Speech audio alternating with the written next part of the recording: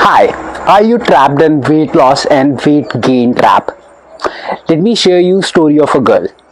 इस लड़की ने अपनी वेट लॉस जर्नी की 10 साल पहले शुरू, जब उसका वेट था 70 kg। सबने उसे बताया गो टू जिम, वो वर्कआउट नहीं करती, उसकी सेडेंटरी लाइफ स्टाइल है, बाहर जा वर्कआउट कर तेरा वेट लॉस हो जाएगा। शी ज्वाइंड अ जिम, जहाँ पे उसे मिला पी द पहलवान, जिसने उसे बोला मैम आपको प्रोटीन खाने की जरूरत है, साथ में कुछ अमीनो एसिड, कुछ फैट बर्नर। उसने दबा के एक्सरसाइज की, उसने दिन में 2-2 घंटे वर्कआउट किया और उसने 10 किलो अपना लूज किया। When she get back to her best shape, जिसके अंदर अपने सारे फेवरेट कपड़े डाल सकती थी। बट थोड़े दिनों में, 1-1.5 साल के अंदर, जैसे ही वो अपने नॉर्मल रूटीन के अंदर वापस आई, क्योंकि हमेशा तो वो 2 घंटे एक्सरसाइज नहीं कर सकती थी, उसका वेट बढ़ना शुरू हो गया। उसने स्टार्ट किया था अपना वेट लॉस जर्नी 70 से, अब वो आ गई 75 पे, 5 किलो और बढ़ा लिया। फिर उसे किसने सजेस्ट किया, जाओ किसी डाइटिशियन के पास। फिर उसे मिले एक डाइटिशियन दीदी, जिसने उसे बोला मैम आपको अपने पोर्शन कंट्रोल्स करने चाहिए, पोर्शन कंट्रोल करोगे आपका वेट लॉस होगा और ये मेडिसिन भी आपको लेनी पड़ेंगी। तो फिर से बहुत अच्छा वेट लॉस हुआ, 10 किलो फिर से कर लिया उसने वेट लॉस। फिर बैक टू रूटीन, थोड़े सालों बाद जो उसने खाना छोड़ा था, आधी आधी रोटी खानी शुरू कर दी थी, she is now back to her normal eating pattern.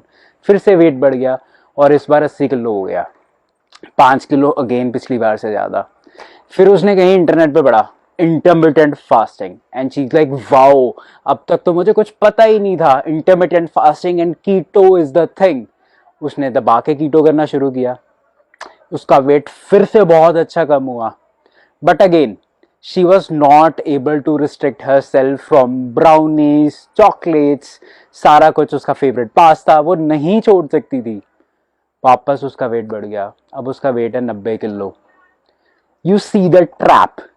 अब इसके अंदर मैं ऐड करूंगा, कुछ लोग सप्लीमेंट्स भी लेते हैं, मील रिप्लेसमेंट्स भी लेते हैं, फिर से लूज करते हैं एंड गेन करते हैं। You see the trap. जैसे आपके कपड़ों का फैशन आता है, कभी टाइट जीन का, कभी खुली जीन का, वैसी डाइट का भी ट्रेंड आता रहता है, जाता रहता है। You need to figure out आपकी लाइफस्टाइल को कौन सा बेस्ट सूट करेगा। मैं ना कि जिम को बुरा कह रहा हूँ, ना मैं डाइट को बुरा कह रहा हूँ, ना मैं कीटो को बुरा कह रहा हूँ। Thing is you need to figure out क्या आप जो कर रहे हो पूरी लाइफ कंसिस्टेंटली कर पाओगे। If the answer is no, तो आपको इमीडिएटली छोड़ देना चाहिए। एंड मोस्ट इंपॉर्टेंटली, इन सब फेसेस में उस लड़की ने क्या गलती की, she never worked on her life style.